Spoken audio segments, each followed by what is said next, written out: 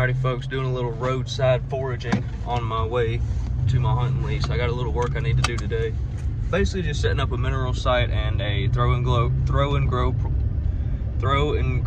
plot.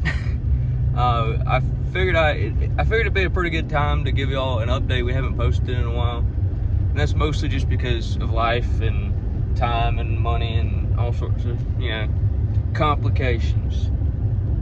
We have been doing a lot of fishing. Most of my fishing's been done at night, so it's just really tough to film. My GoPro's been messing up, and our bread and butter is really just hunting videos. So we're kind of trying to stick to that theme from here on out. We're gonna sprinkle in some, fishing videos every now and then, or trapping, or bow fishing, maybe just whatever we're interested in, whatever we feel like posting. We're gonna sprinkle that stuff in, but for the most part, probably just gonna stick with hunting. There was some more shit. I'll get them on my way out of here. I'm in a little bit of a rush. But anyway, point of it is we're not gonna be posting as much in the summertime as we usually do, and we haven't really done that in the last couple of years. But I just figured I'd explain that a little more. I would like to pick up a camera 365 days a year. It's just with work and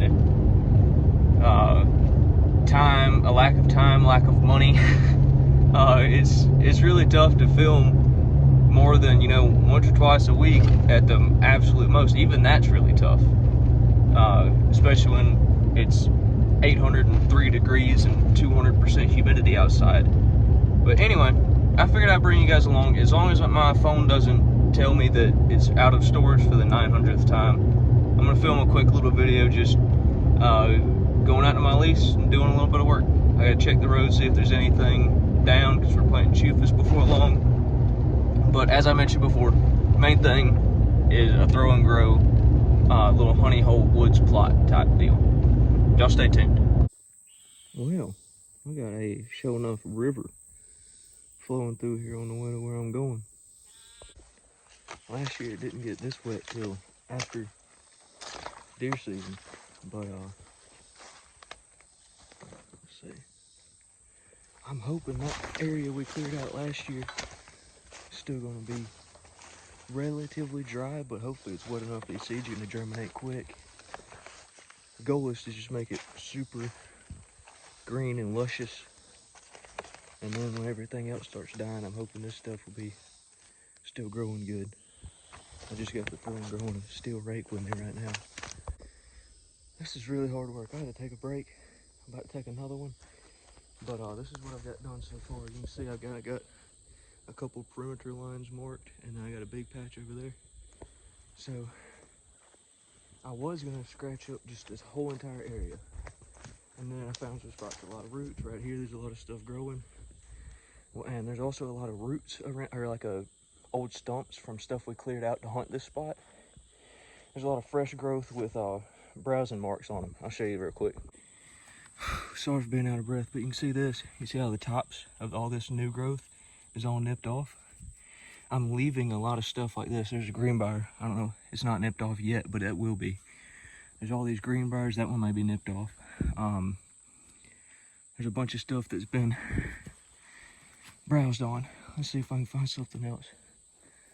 Oh, this stuff growing back from the roots is getting nipped off. See, there's little bite marks right there, bite fresh right there.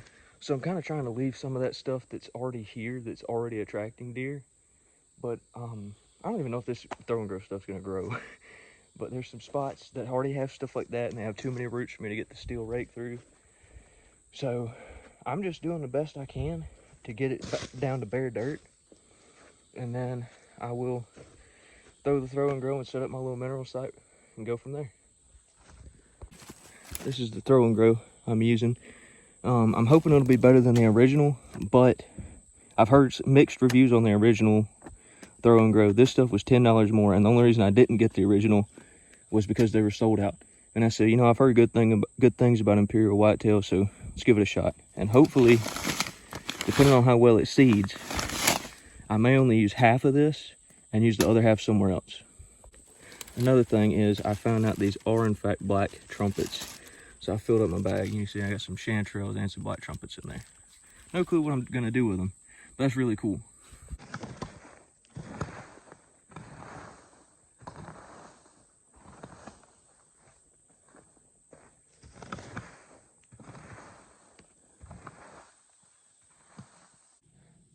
This is hard work. Anyway, I got it planted. I ended up planting just the whole bag. It may be just a little heavy. The hope is that at least most of it germinates and grows, and the deer like it. But I also have this salt block and some apple crust, just some attractant, get them coming to the minerals. It'll be good for them this time of year. There's a creek down the hill. There's food here. Should be a good spot. This is actually where we got the first pictures of that big buck I killed last year. Anyway, I gotta finish this up and get in the AC. It is hot. Camera, seeds, attractant, and mineral.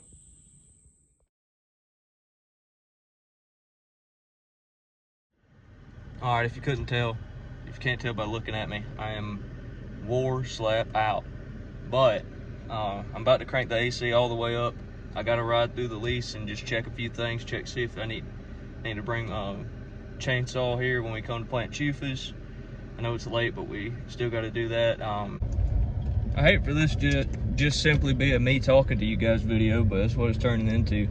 I did want to mention one thing real quick. A big tip I have with habitat improvement type stuff in the wild, or scouting in general, or if you just like putting out corn and hunting over corn, which I do it. I'm not a huge fan of. It's not my favorite way to hunt, but I still do it. I mean, it's very effective and it's legal, so I don't have a problem with it. But point is, if you're on kind of a budget, you don't have the time and money to put into like large scale habitat improvements and changes and big projects, one thing you can do is don't go to a place that doesn't have deer and expect to put a little corn out and see a shooter. Like if it's just a briar choke thicket that you can't get into, and if you could get into, you're gonna make so much noise and drop so much scent that the deer are gonna know you're there before you even get to your tree, then I mean, it's probably not a good place to hunt. That spot, it's a good travel route between a creek bottom and a swamp. It's kind of a high ground, oak flat. There's a lot of things going for it there. There's a lot of habitat edges in there. It switches from thin-ish pines to thick pines to open oaks to thick pines to swamp.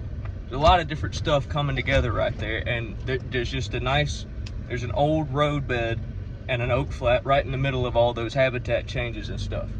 So there's already deer there. There's already massed production. There's already a lot of browse. There's habitat. It's a travel route. There's deer already there. I'm just doing something to try to concentrate them in a spot where I could get a shot with my bow at like 20, 25 yards. Now, if I was to go just out in the middle of this stuff where it's impossible to walk through, there's deer there. There's probably not going to be a giant. And if there is a giant, he's going to hear me and smell me busting through that mess before I even get even close to having a chance to kill him. If you've got a spot on your lease that's just nothing but ankle high gallberries and it's wide open, don't go in the center of that if you've never seen deer in the center of that and expect to put out a little bit of corn and all of a sudden there's a boner. My biggest tip, just to get back to the point, is if there's already deer there, if it's an area that you know consistently, like you see them cross the road when you're driving to your stand, or you're walking through and you always jump them near there, just a spot that, or if you hunt there and you always see deer just in that general area. If there's deer there, you do mild improvements and it'll make it better. Trying to bridge the gap between foraging and deer hunting. This persimmon tree is absolutely loaded. You can eat these when they get ripe, but do not eat them right now or else you will wish you had. I feel like I'm jumping around a little bit in this video, but as you can see, there's my black trumpets and chanterelles, and here are some more chanterelles.